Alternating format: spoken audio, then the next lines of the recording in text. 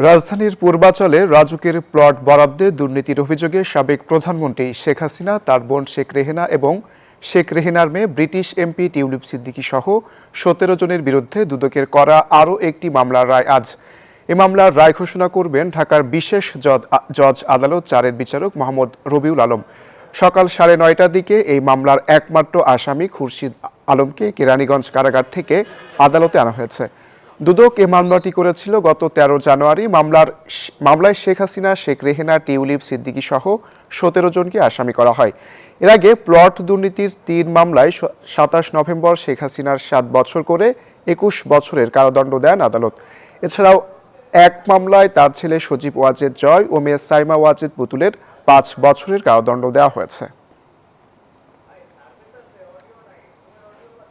ধন্যবাদ আপনাকে। যেমনটি জানেন যে আজকে সাবেক প্রধানমন্ত্রী শেখ হাসিনা, তার বোন শেখ রেহানা এবং তার ভাগ্নি ব্রিটিশ এমপি টিউলিপের বিরুদ্ধে আজকে জালিয়াতির মাধ্যমে প্লট নেয়ার যেই অভিযোগটি রয়েছে সেটি কিন্তু আজকে সেই মামলার হলো আজকে রায় অনুষ্ঠিত হবে এবং এই মামলায় মোট ১৭ জন আসামি রয়েছে। এছাড়াও কিন্তু এই মামলায় ১৭ আসামি থাকলেও এখন পর্যন্ত গ্রেপ্তার, অর্থাৎ এর আগের যেই প্লট দুর্নীতির মামলাটি ছিল সেই মামলায় যেই খুরশিদ আলম গ্রেপ্তার ছিলেন, এই মামলাতেও কিন্তু তিনি গ্রেপ্তার রয়েছেন।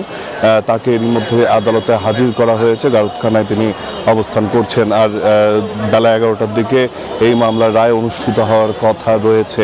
আর নিরাপত্তার কথা যদি একটু বলি তাহলে এখানে দেখছেন যে বিজিবির সদস্যরা কিন্তু মোতায়েন রয়েছে যাতে কোনো ধরনের কোনো অপ্রীতিকর ঘটনা এই রায়কে কেন্দ্র করে না ঘটে, সেজন্য কিন্তু তাদের সতর্ক অবস্থান আমরা সকাল থেকে লক্ষ্য করছি এবং তারা এখানে সর্বোচ্চ সতর্ক অবস্থানে কিন্তু রয়েছেন। এছাড়াও প্রচুর পরিমাণে পুলিশ রয়েছে, সাদা পোশাকে কিন্তু গোয়েন্দা পুলিশ তাদের নজরদারি অব্যাহত রেখেছে।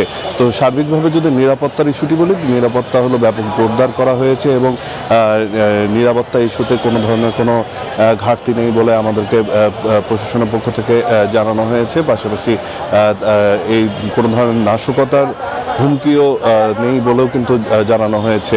আজ বেলা ১১টার দিকে হলো এই রায় অনুষ্ঠিত হবে এবং এই রায় অনুষ্ঠিত হওয়ার মধ্য দিয়ে এই প্রথম কোনো ব্রিটিশ এমপির বিরুদ্ধে বাংলাদেশে